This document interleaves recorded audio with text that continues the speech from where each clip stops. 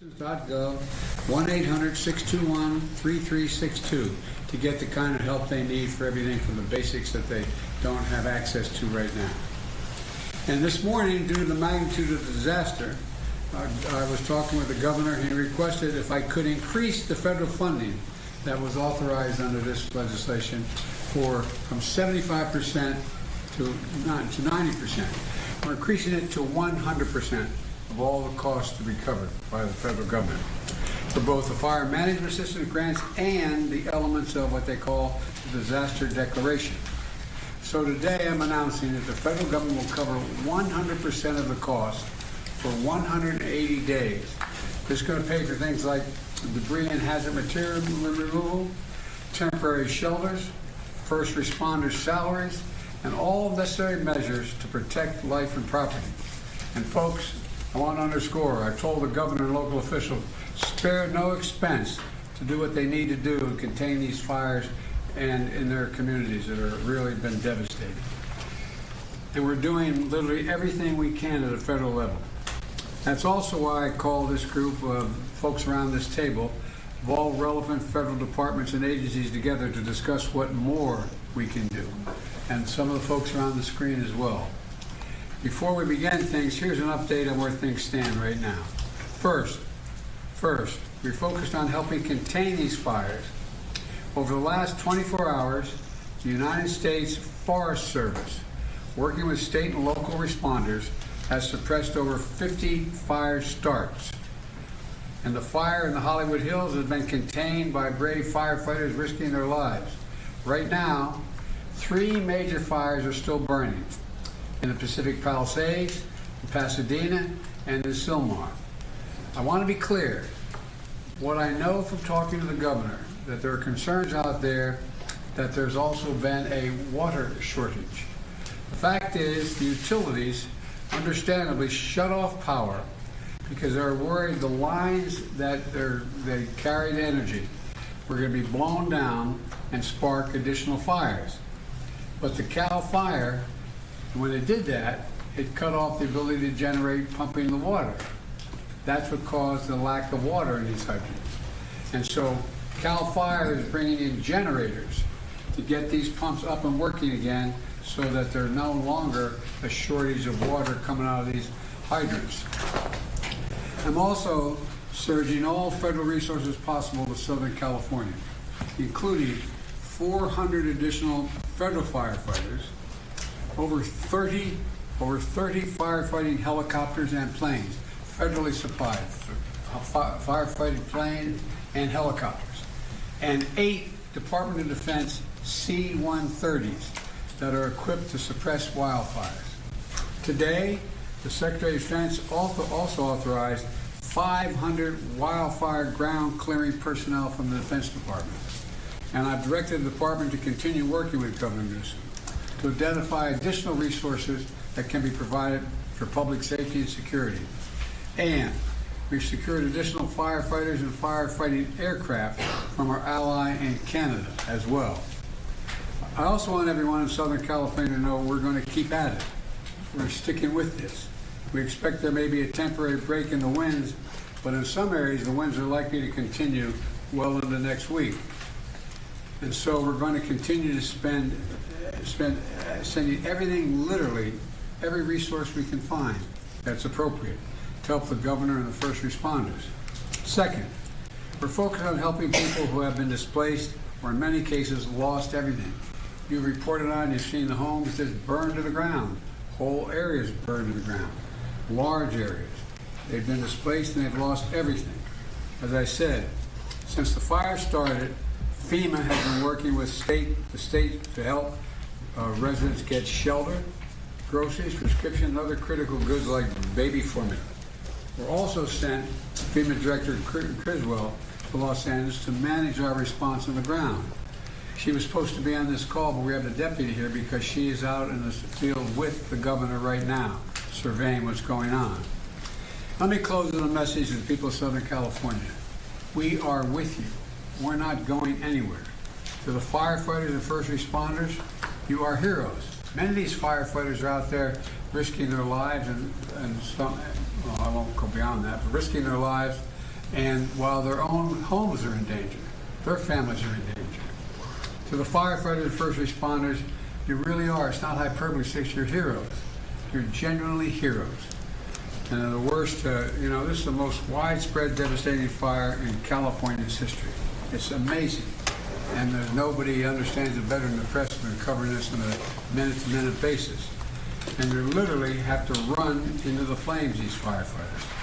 You know that old expression, God made man, then he made a few firefighters. Who runs into flames? You know, in doing so, you're leaving your own families and who may be in harm's way as well.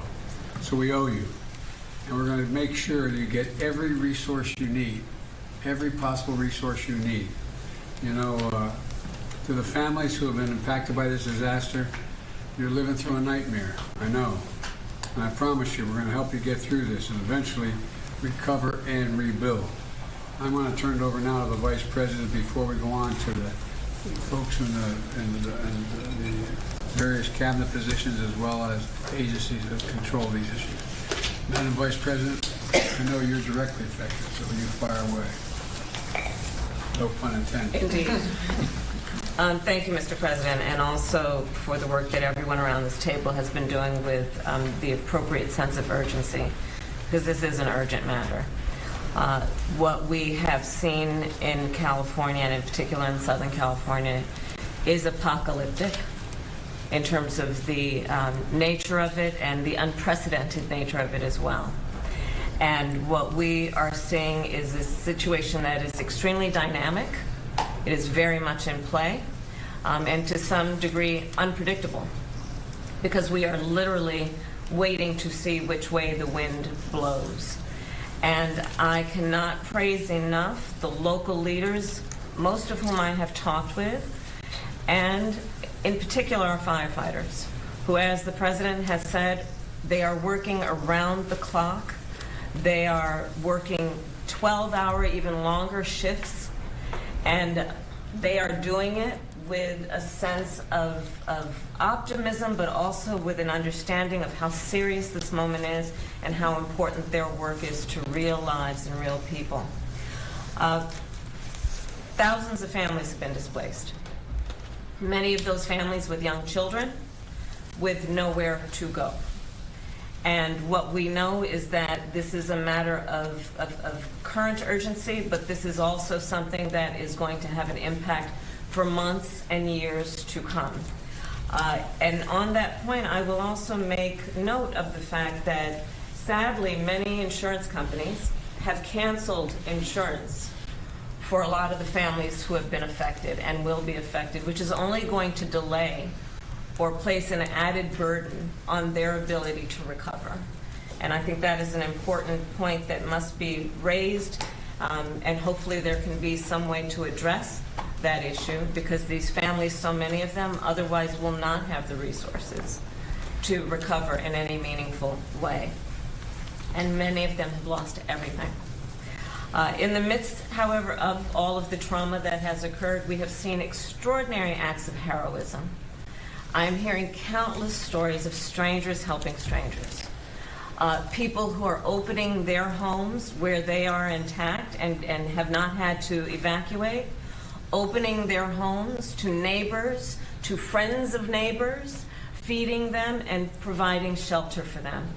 And I do think that it speaks to the best of who we are as a country, which is, in times of crisis, we find the heroes among us who we may not have known before, but act out of a sense of courage, but also a sense of working right now in California on the front lines of this fire. And in particular, I want to thank the firefighters for all they are doing.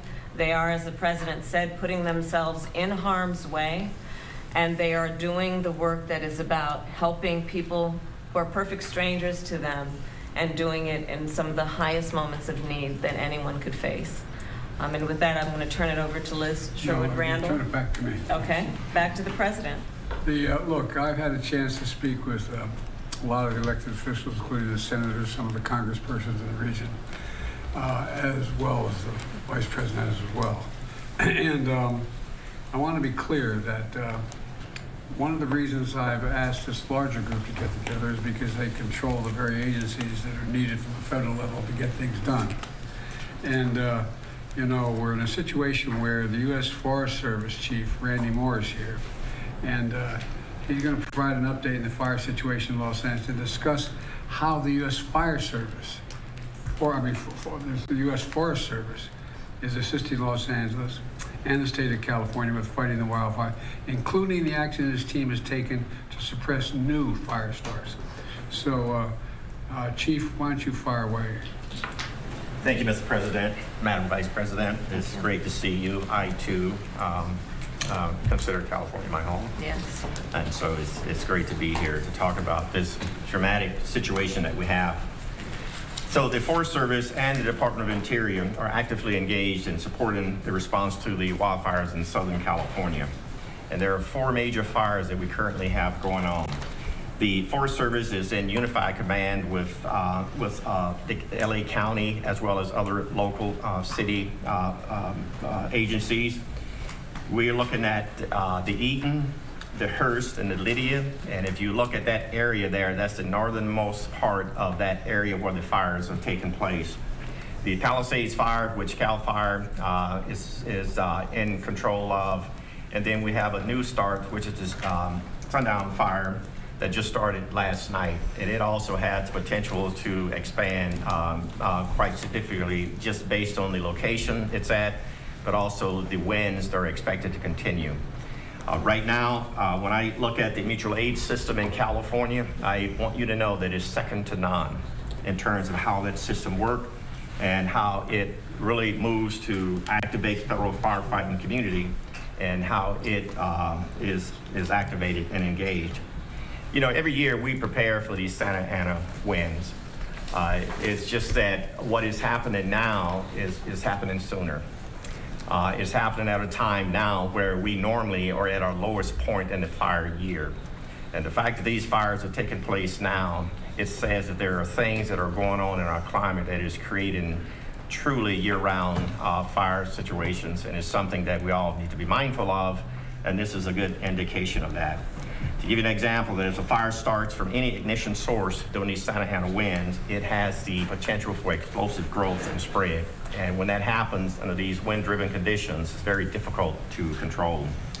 Now, in addition to this, when these winds are high, the aviation resources cannot fly. So it limits a lot of the potential area of support. As of this morning, there were over 4,000 firefighters that were assigned to these large fires. 600 or so were currently federal work, which means Forest Service and Department of Interior. And it doesn't include many who are assigned to their home units to provide initial attack.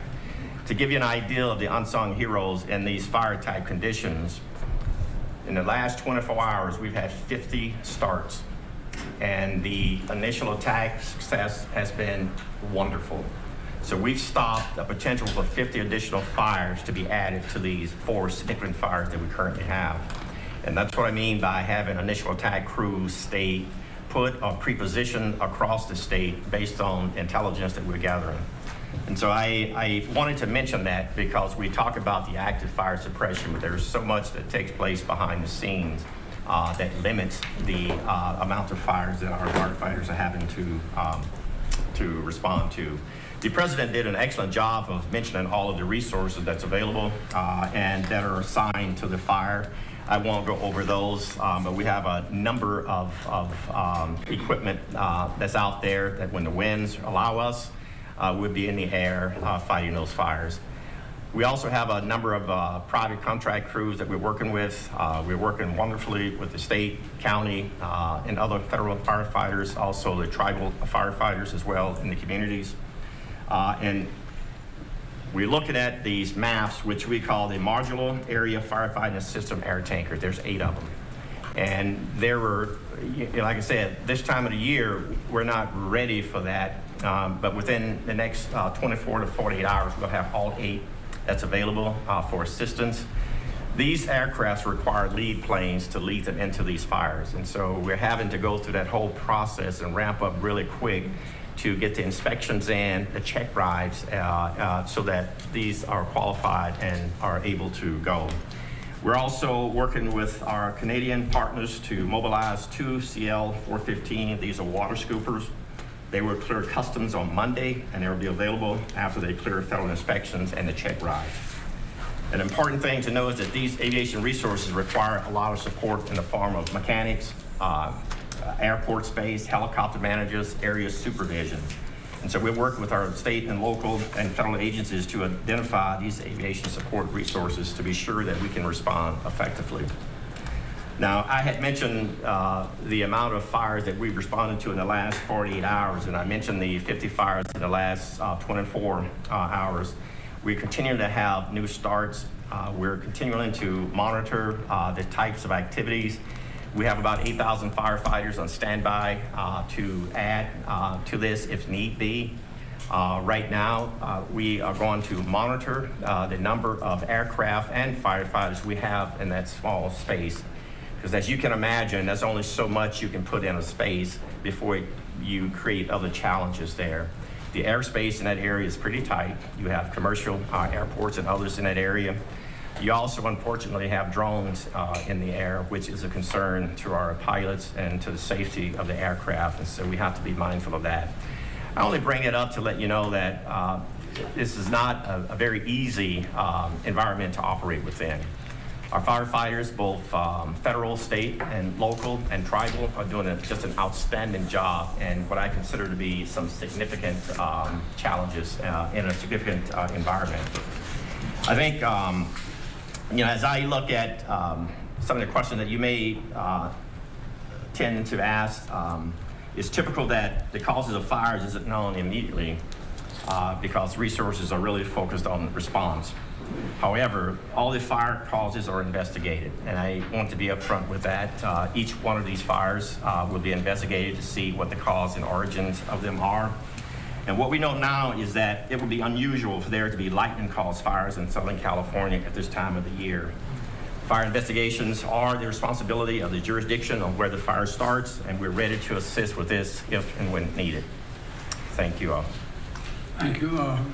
Randy, tell me about the conditions that we're dealing with on the ground. What's most concerning to you? Most concerning right now is the wind, because the wind is limiting our ability to put aircraft in the air. Aircraft will not put that fire out, but it gives our firefighters, our boots on the ground, a really good opportunity to put the fire out with a little help from retardant and water drops. With these Santa Ana winds, what's interesting about this part of California, these Santa Ana winds comes off the ocean usually in the mornings, and then you have the sundowner winds in the afternoon pushing the wind back the other way. And so while you're fighting to stop the fire this way in the morning, you're also fighting to stop the fire from coming back at you in the afternoon. The sundowner winds are not significant as we speak, but those are the challenges we have in that part of California. And so again, our firefighters are doing just an outstanding job of working in that type of environment, which their lives are really at risk pretty significantly under these conditions. Thank you. I told you Administrator Griswold is off with the governor, and I'm inspecting some of these areas. So we have Bob Fenton. Bob, can you hear me? Hello, Bob.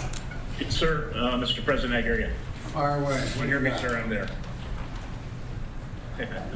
So the administrator is with right now the governor, the mayor of LA, county, local officials, getting a briefing on the fire to really understand what the needs are as we move forward, not only with regard to the firefight, which Chief Moore was talking about, but also to regard to support for the population displaced. Over 360,000 under mandatory evacuations, hundreds of thousands more with warnings. And so what we're doing now is ensuring that that we're able to provide any support to provide mass care to individuals, any assistance for the sheltering, any assistance for feeding, and then through the programs that we provide through our individual assistance that you authorize through the declaration, we're able to assist individuals with funding to offset their hotel costs. So applying to FEMA on the 1-800-621-3362 number is important, or disasterassistance.gov. We're sending teams out to the shelters. We know that there'll be a huge need after fires for mental health specialists, and working with HHS on providing that. As the Vice President talked about, insurance is problematic in California, especially with the fires. And so not only do some of the changes in our authorities help now with those that are underinsured, which we see more and more, but we want those that are insured to start seeking assistance to their insurance companies. Our programs can help individuals, especially displaced and who have lost their homes, with rental assistance until they can rebuild, and ultimately provide temporary housing. So we're in discussions with state and local governments on how we will meet those housing needs, both in the interim by using available stockage here, but how can we help rebuild? And then lastly, I would just say that we're really focused on already starting to discuss debris removal and all the hazardous waste that comes from fire and how to remove that safely between local, state, and federal government. We'll rely on federal partners, US EPA, the Corps of Engineers, and others to be part of that technical assistance help to support the safe removal so that ultimately we could rebuild. And one of the new things that we will start doing in the next couple of days is starting that discussion on how do we rebuild, and not only rebuild, but rebuild more resilient, and bring together state and local federal agencies to start that discussion in the weeks to months ahead. And so right now we're focused on meeting the immediate needs of those displaced, but already starting to work on recovery and rebuild, and bringing all our authorities and the full weight of the federal government and all the resources that you've authorized to help California in that endeavor. Bob, what do you think the biggest challenge is? Also, I got. Oh, sorry, go ahead. Go ahead. I think the biggest challenge is going to be the mental health stress that is put on individuals that have lost everything. Fires are, so drastic. They destroy everything very quickly. Individuals don't have a lot of notice to leave, and so I think there's going to be a significant mental health strain, followed by a need to help individuals recover and rebuild. And the Vice President is exactly right. Why I suspect that many have insurance, many are underinsured. And insurance is difficult to get, and some might have lost their insurance or been canceled by insurance companies. And I think that's something we need to continue to work on, as a government at all levels, but something where there'll be gaps in assistance that we will need to bring in not only federal agencies, but nonprofits, private sector, to help meet those needs. I think we're going to have to do that. In addition, the fact is that the two declarations I signed, provide for example, the rebuilding of churches and schools and certain, but not businesses, not business centers. And so that's going to be a gigantic cost as well. But the debris removal is a big deal. And that's going to take a long time, isn't it? Yeah, it will take some time to remove the debris. In California, unfortunately, we've had a lot of experience with fighting fires and removing debris. And so it will take months to a year. This is a very widespread with significant damage to infrastructure. And we want to not only immediately remove the hazards, things like propane tanks, some of the power cells that are there, and other contaminants that may be in households, and make sure that they're safe to re-enter, and we look for personal effects. But then the second part is removing that ash, and what we've done before is help people with the removal so that we could get down the grade and then immediately start rebuilding. All right, I appreciate what you're doing, and like you said, 360,000 people have been evacuated so far. Sure, appreciate. Go ahead. What were you going to say? Yes, sir. I just want to let you know I'm on also with the fire administrator from FEMA, who's been working with the local fire chiefs, and I didn't know if you had any questions or she wanted to add anything to this discussion. Chief Lori Moore is on. Well, I've been talking to them, so Chief, you want to add anything to this? I will, sir. Thank you very much. And as you might know, I've been here, got here last night. It was important to get here on the ground with the fire chiefs and the firefighters that are here. So I've been with LA County, LA City Fire Chief since last night. We're at the Palisades EOC right now, as Regional Administrator Fenton just said, with the governor, with the FEMA administrator getting the brief. The coordination of resources, it helps for us to be here, U.S. Fire Administration, as part of the response because we're on the ground. We're able to explain ground truth and coordinate resources, streamline the communication between federal. We're also here checking on the firefighters on the front lines, and I really appreciate what you and the Vice President both said about the boots on the ground, because these are their communities, and nobody wants to fight the fire and save these communities more than these firefighters who are boots on the ground from the very moment the ignition began. So we're checking on them, and I will tell you they're exhausted. Obviously, many of them have been more than 6 hours on this now. They are able to take a quick nap sometimes in the truck, but they are on the job. And they keep fighting, and so they need to know that they matter. And so it's important that I show up with them, to see them, to say thank you, and to let them know that we are watching, that we know what they're doing.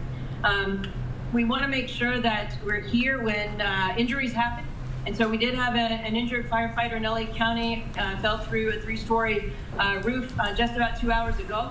So several major injuries, but in the hospital. I'll be going to check on him shortly. And it's about the response too, because often while they're in the midst of the response, these chiefs can't explain everything that is happening, and there's a lot of questions, as you might imagine, and are addressing. And so it's important that we're here to help explain why the fire's moving the way it is, the fire dynamics, helping people understand. And when there's questions, as you know, about the response or about the water, to help people understand that it's not over if there's not water in the hydrants. We have tenders, we have tankers, they're doing rescue. So there's a lot of work to be done, and controlling these perimeters. There's so much work that these firefighters are doing beyond the direct suppression on these fires. And so that's why we're here, and to continue to learn, because every one of these tragedies, unfortunately, is a lesson to how to prevent the next. And so it's important that we do that as well. And so we're going to remain on the ground here, sir, on your behalf for a couple other days to make sure that we are part of this conversation. Well, you are part of the conversation. That's why I went out to California yesterday and met with those firefighters and met with those police officers, because there's also worry about looting and a number of other things. So they are really incredible people. They're making such sacrifice. But I think you're right, that we have to provide them all that is humanly possible for them to be able to do their job. And there's going to be a need. I want to say it again, and we all know it around this table, there's a need for some help in terms of the psyche of these folks. There's going to be real problems regarding to the mental health issues, and we got to make sure we're prepared to deal with it. All right, now Deputy Secretary of Defense Kate Hicks. Secretary, why don't you tell us what you and I and others have been talking about the Defense Department doing and what they're prepared to do now.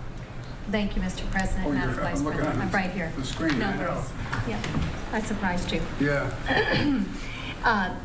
We are very much leaning in here at the Defense Department. We, of course, are always looking for how we can support state and local partners, and of course our interagency partners in the federal sector that you've already heard from. And that includes every tool that we believe we can leverage that causes us to always lean forward to make sure our partners understand what we could bring and be responsive to requests that they're coming forward with. And we have been in receipt of some requests I will turn, with your permission in a moment, to Chairman Brown, and then we also have on the screen with us the NORTHCOM Commander, General Guillot, who is our focal point for responses here in the United States homeland. Secretary Austin this morning out in Germany already in his opening remarks for the final Ukraine Defense Contact Group spoke explicitly to our intent and efforts underway now to provide surge support, and so I just want to emphasize it's so important to us that he's put that front and center even while he's concluding this important work overseas.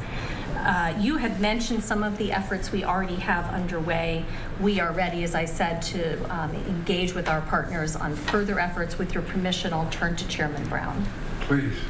Chairman. Mr. President, Madam Vice President, as you highlight, we do have 500 personnel already identified to be able to support.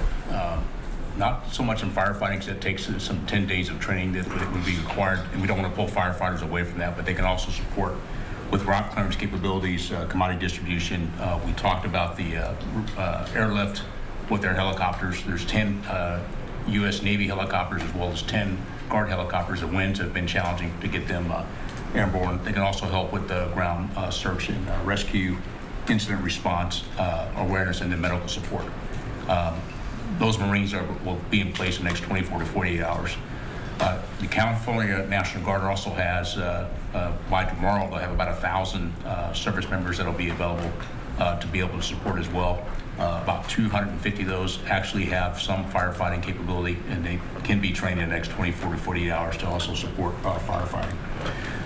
As was mentioned, the C-130s with the modular aerial firefighting system, 2 of those are already Channel Explain what that means to the average listener. Yeah, so what it is, it's a C-130 that's modified. It has a system that's put in a modular system that's put into the back of the C-130, and so it's able to push out either water or the slurry retardant associated with. And as was highlighted, they are usually prepared to do this during the firefighting season.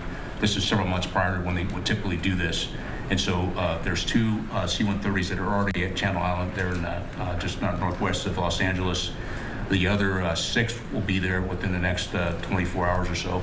The first flight will start tomorrow, and then they will continue to be prepared to be able to support. We're also looking at surrounding bases that may have ability to bed down any displaced personnel or families. We've got about 1,000 beds that have been identified at either Edwards, March, or Fort Irwin, and they're in California. In addition, we're using March Reserve Base as a incident response area and getting that set up. Mr. President, last thing I would say is what I've, and before I turn to General Guillot, what we really try to do is identify things that we know we could lean forward on before there's even an ask. We want to make sure we cut down the timeline to get provided capability. And we also want to make sure, I know that General Guillot is communicating that with Ms. Griswold from FEMA, so that we want to make sure we, as I say, provide an a la carte menu of all the things we have available. So even if they don't have time to think about it, we're already looking ahead. Last thing I would say is when I met this afternoon with my staff, the thing we also talked about is there's an immediate response, but there's also, as was highlighted, the longer term response of things that we'd have to be able to look at in recovery. And so we're already thinking ahead of what options DOD may be able to provide to support. Any of your questions, and I can turn You to guys have you. been immediately responsive. Thank you. I mean, you're right on top of things. But let's turn to General. Good afternoon, Mr. President, and thank you, Chairman. NORTHCOM, on behalf of the Department of Defense, is aggressively taking action to deliver capabilities to California as soon as they are requested.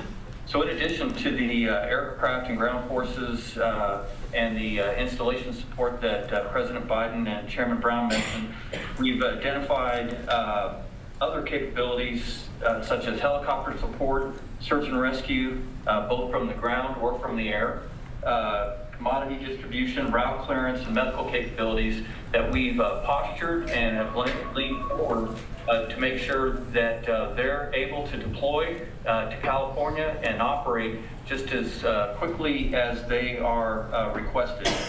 And to do that, we're cooperating very closely with FEMA, with the state of California, and the National Guard Bureau to deliver the right capabilities at the right time for the women and men of California. Well, the Defense Department, I gotta say, stepped up immediately. I didn't even, matter of fact, I got a call what you need before I even asked. So thank you all. And you have incredible capacity and capabilities, and just getting them in place as quickly as possible is the most important thing. You're doing that right now. So I think you're gonna see an awful lot of help coming based on what you want to do, what you can do, and the entire department is surging capacities, in my understanding, including the aerial equipment to fight these fires. So, thank you very much. Now, I'd like to speak to our Department of Energy Secretary Jennifer Granholm. She will brief us on power outages and initial assessments of impacts on the power grid in Los Angeles area. And Madam Secretary, it's all yours, wherever you are. We're looking to see if she's still on the screen. She had to board a plane, so if she has had to board, the Deputy Secretary, Dave Turk, is sitting at the end of the table. And it looks like she is on her plane, so It's all you. Now, fire away. I'll give the update, Mr. Waiting at the President. gate. Yeah. And she's on the way, Mr. President, to Puerto Rico, again, on official visit, given the island-wide blackout there, and doing everything we can to help on that front per your guidance and the Vice President's direction as well. And of course, again, per your guidance, we're doing everything we can to help, working with partners, including our utility partners, but also other federal partners as well. As of just coming into this meeting, there's about a little over 400,000 customer outages in California.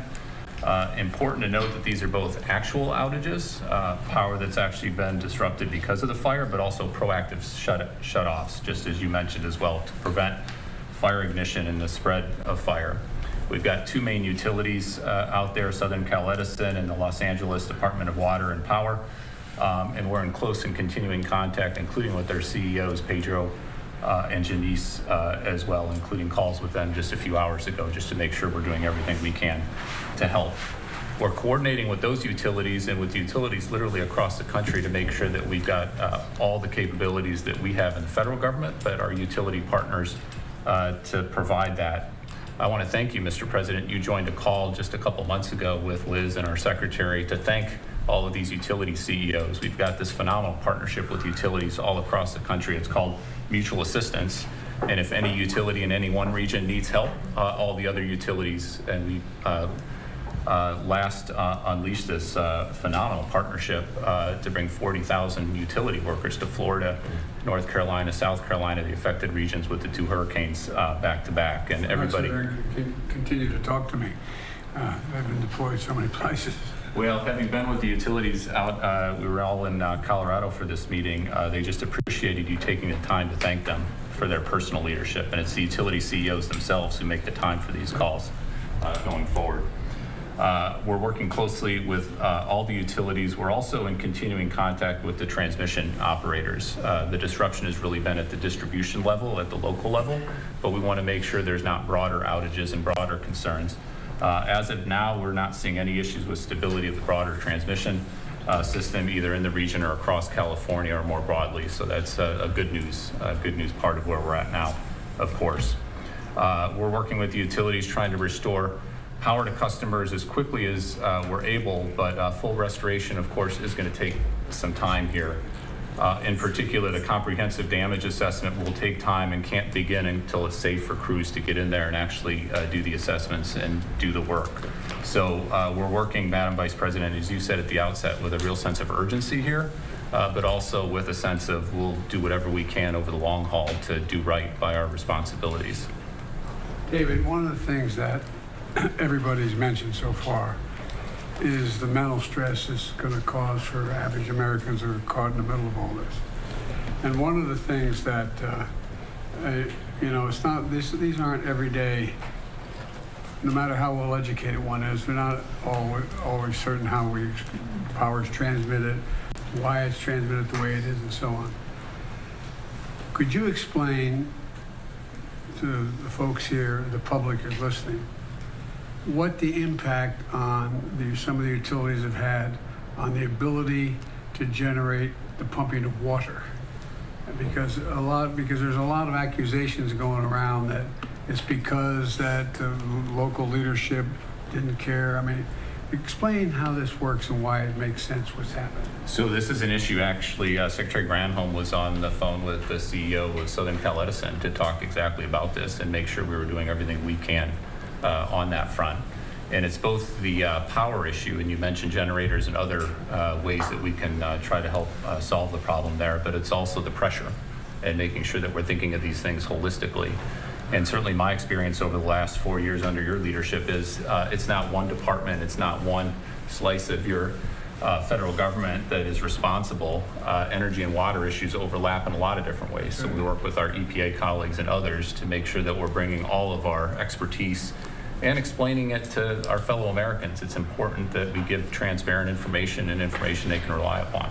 Well, I think it's just people don't know how it functions. And for example, since I've been president, I've been in an aircraft flying over more territory where there have been wildfires, from Arizona all the way up to Idaho and beyond, and that make up an area larger than the entire state of Maryland that burned to the ground.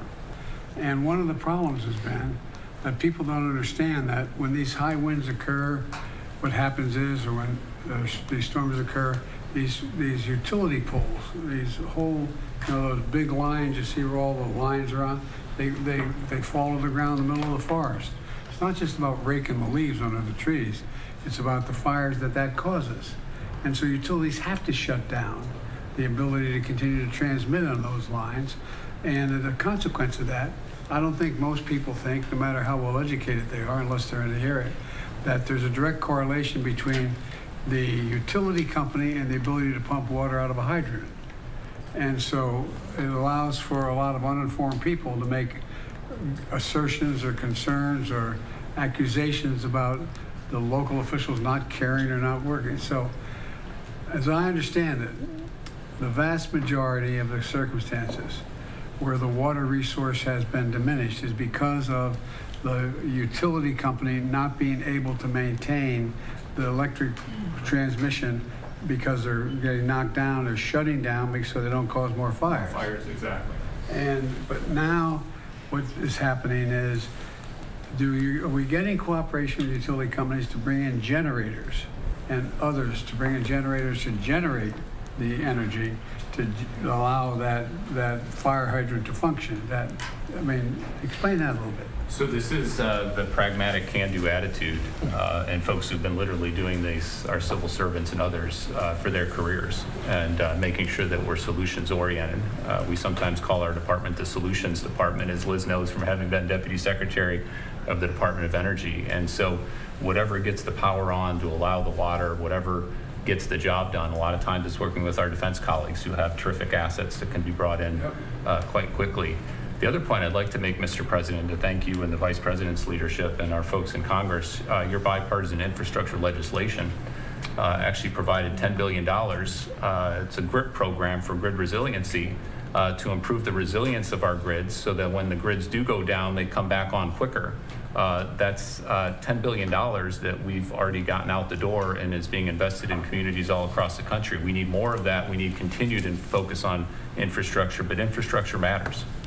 It matters a great deal because, for example, one of the things that I knew, but I didn't know that I didn't put a number on it, it'd be a lot easier if these electric lines are running underground in contained vessels. So in the middle of forest, so there's nothing that, but it costs what, 6 times more? It can cost 6 times more, and we're doing a lot more undergrounding thanks to your leadership on the infrastructure funding. It's not cost effective everywhere, and some places it's necessary. Some places it's absolutely necessary, and we need to have the funding and support to do that as quickly as we can. Well, I think we're moving in the right direction. I know it. Look, this is really, really, really difficult for the families to have to deal with it. I mean, I have a family member who lives out there, and the area where he lives, I'm not getting into detail, but where he lives, I think there are something like 240 or 260 homes that burned to the ground, all but 14 or 15 of them. And everybody has to evacuate. And people are going, when do I get back? When will I ever find that picture album? Will I ever find the jewelry that my grandmom gave me? Will I ever, I mean, there's so much anxiety that's generated. And I think that we've been through this once before in Hawaii where the fires occurred and we're trying to build back up the community so they could open up and things be running. But it's really, really, really hard. So I'm going to make an appeal right now to the United States Congress. They're going to have to step up when we ask for more help to get these people the kind of shelter they need, to get the kind of help they need, because it really does matter. And you guys do, Dave, I'm not being solicitous, you all do a hell of a job. Mm-hmm. And we've learned, unfortunately, so much. And there is, in case you haven't noticed, there is global warming. It does change weather patterns. And as you explained, Randy, wind's going in, wind's coming out. You get the one going in, but you don't want the one coming back out. And so my point is that I think the more we can explain to the American people in plain, straightforward, honest English or whatever language of us understand what exactly is happening, the more likely we're likely to get the kind of support and not make a political deal out of this. I'm leaving this office very shortly, but it's not about the politics. It's about giving people some sense of security that we're going to be able to get this under control, but it's going to take time. And it's going to take time. And like I said, in the next little bit, we're going to be going back to Congress asking for some more help on some of this stuff. And I hope they're ready to step up because we can afford it. And like I said, we have a little infrastructure bill that's over $1 trillion. It's going to be able to help a little bit. We have done a lot in terms of what we're going to do in terms of providing for this rebuilding of communities.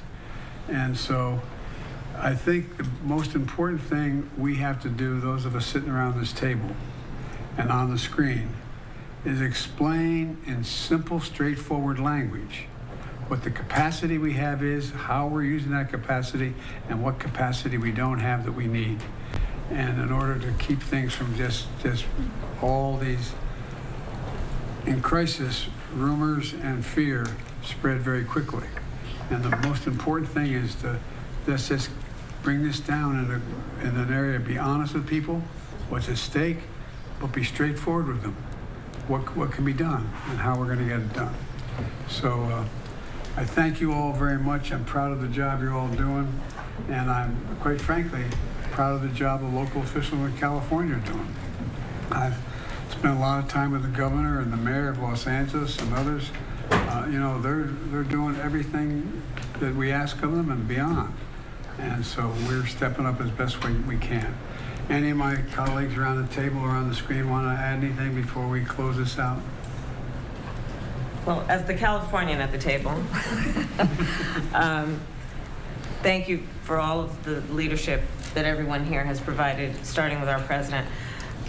We are beyond the point of calling it fire season. Yeah, that's right.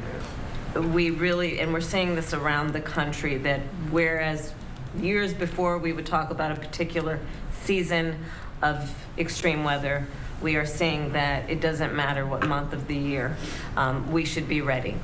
The work that our administration has done in particular on the issue of infrastructure, together with the Inflation Reduction Act and the attention we are paying to the climate crisis, is so important because we have got to invest as a country in adaptation and we have to invest in resilience.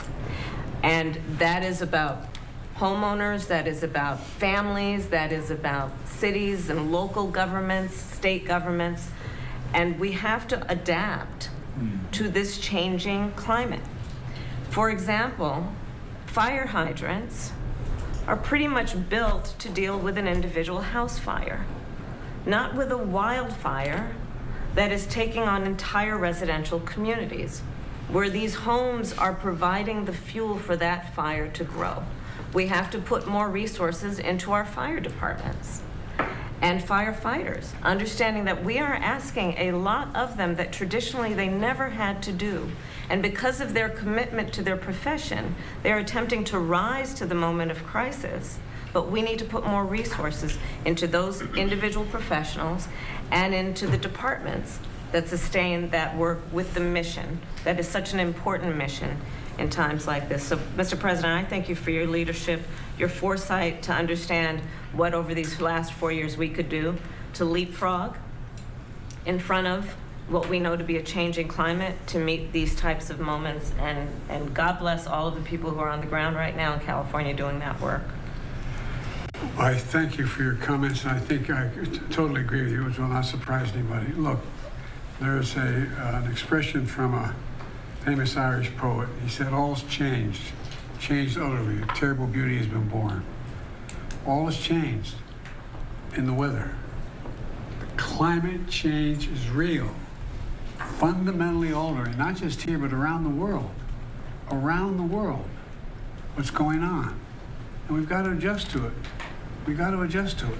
And we can. It's within our power to do it, but we got to acknowledge it to begin with. Just acknowledge that there's a change taking place, that we're not going to be able to legislate away. It's real. There is global warming. It's real. It's having a profound impact, and where it goes from here, I don't know, but I know one thing. We have the capacity to respond to it if we, in fact, exercise our good judgment. So thank you all very much. I appreciate it. Mr. President, do you trust that California will get the aid in the next administration? Do you trust that California will get the aid they need in the next administration? I'm not in a position to answer that question. I pray God they will. Do you have the trust? Mr. President, do you have a sense of how much this is going to cost in the end? No, the truth of the matter is no one can tell you that. For example, just clearing the debris. You saw what happened when we were dealing with the hurricanes that occurred from North Carolina to Florida. The cost of the debris cleanup is gigantic, gigantic. The cost of replacing the housing is almost exponential. I mean, we don't know what it is, but we know one thing we have to do. We have to stay with it. We have the capacity to do it, but we don't know that. Anybody gives you a number now, they have no idea what the hell they're talking about. It's a big, big, big number. Mr. President,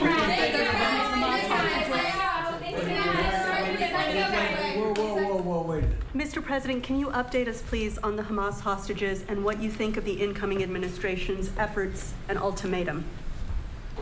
I can, but I'm not sure it's appropriate for now. We're making some real progress. I met with negotiators today. I think there's what's going on right now in Lebanon, and we finally have a president. He's a first-rate guy. I spent time on the phone with him today, about 20 minutes to half an hour, what they have planned. They're also working very hard with the Lebanese military, accountable to the Lebanese people, not Hamas, not Hezbollah, not any other group.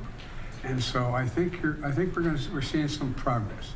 And I know hope springs eternal, but I'm still hopeful that we'll be able to have a prisoner exchange. Hamas is the one getting in the way of that exchange right now, but I think we may be able to get that done. We need to get it done. Thank you all very much.